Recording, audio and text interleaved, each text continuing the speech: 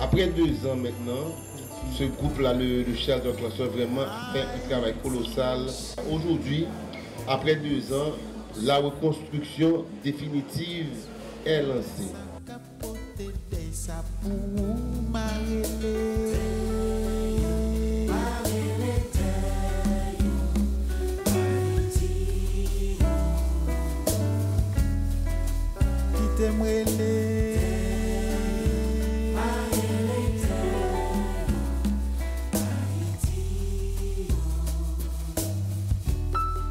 The cluster system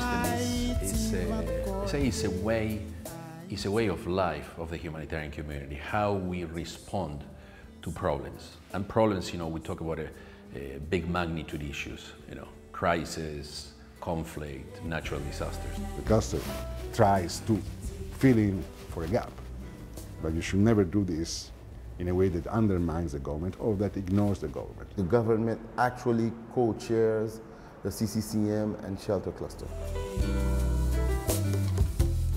The main function of the cluster are, first of all, preparedness, making sure that there's no secondary consequences to the disaster, such as, for example, cholera in the case of Haiti, or the hurricane season. The analysis of the needs on the ground, understanding who needs what, where are the gaps, where are the most vulnerable people. Setting up of coordination systems to make sure that all the actors are talking to each other. And mobilizing resources, making sure that donors are aware of the gaps, making sure that government is aware of the needs so that funds can be mobilized towards those specific needs. Also the issue of information management, sharing updates on how many shelters have been built or how many camps are there, how many people are displaced. Since August, the path is slowing down, and that is something that is worrying for us, since there are still about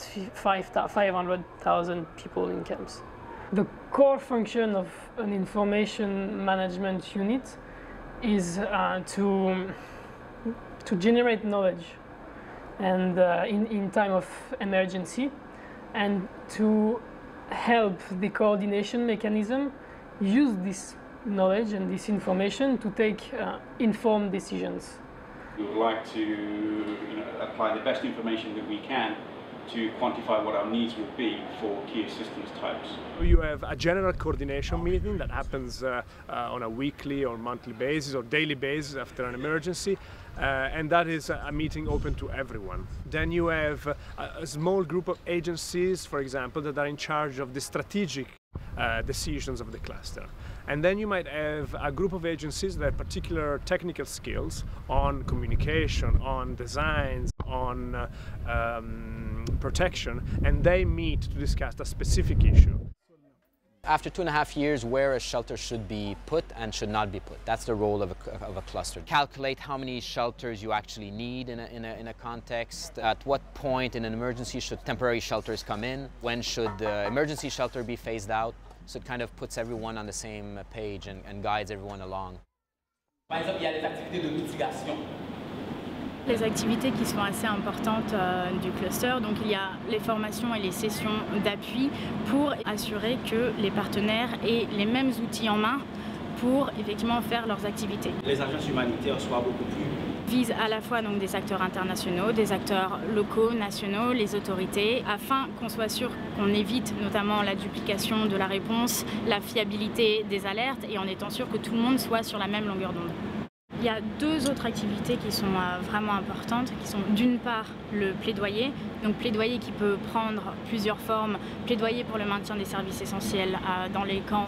Autre activité, d'autre part, qui est l'intégration des thèmes transversaux, notamment s'assurer que par exemple dans les activités de réponse, qu'il y ait une transversalité et aussi une intégration des différentes dimensions afin d'offrir des services adéquats aux personnes de manière coordonnée et efficace.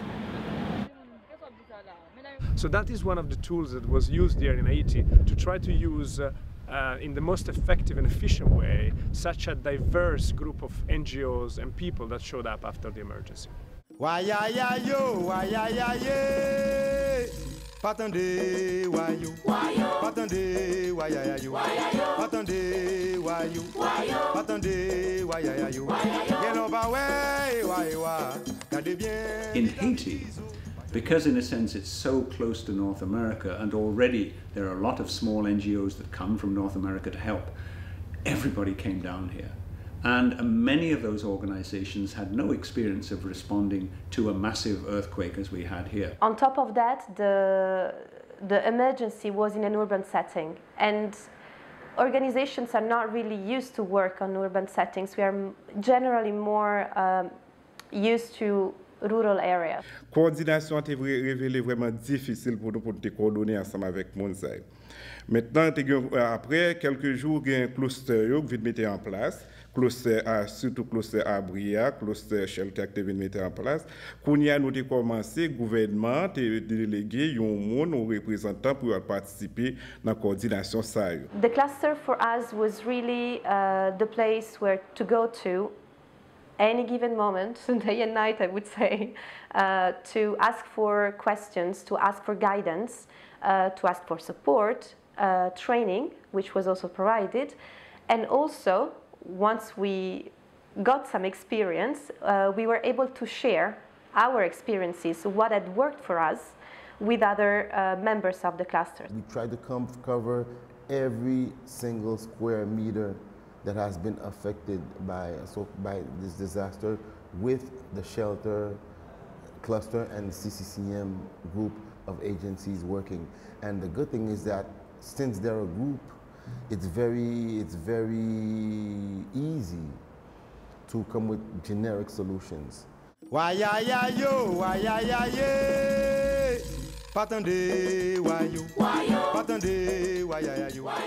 we move from the emergency into the transition and into the development phase, equally there's a need for coordination, not only in terms of each actor offering equivalent solutions so that one family in one camp and a family in another camp would receive, in some sense, of an equality of solution, but equally there also needs to be some point of reference for all those international agencies to have a line of communication and dialogue with the government, who increasingly take their role in leadership in terms of strategy and policy and how the country is going to move forward from the earthquake. So the cluster forms that link, not only between the agencies, but also between the international agencies and the government as they deal with the ongoing emergency. But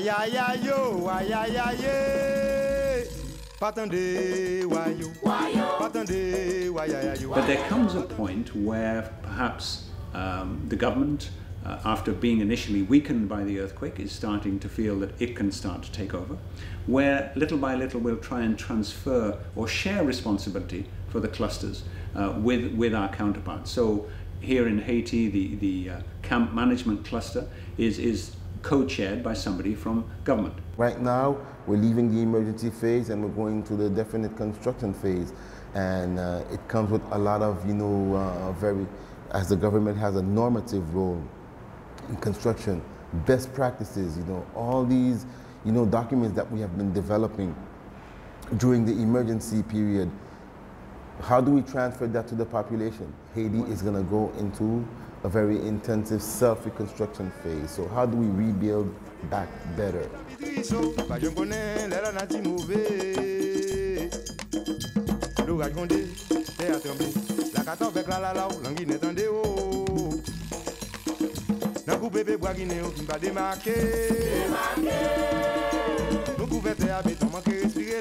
Avant longtemps, ma